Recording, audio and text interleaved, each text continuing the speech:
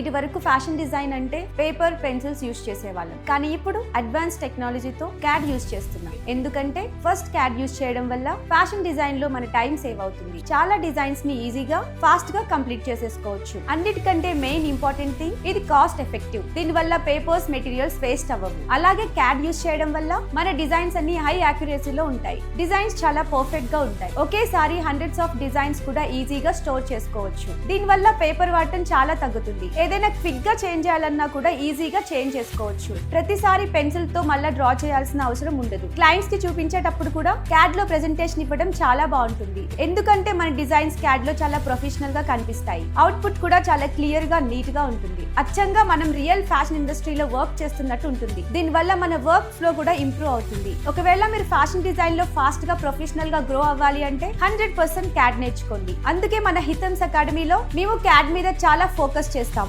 ఒకవేళ మీరు కూడా ఫ్యాషన్ డిజైన్ నేర్చుకోవాలంటే వెంటనే హితమ్స్ అకాడమీలో జాయిన్ అవ్వండి.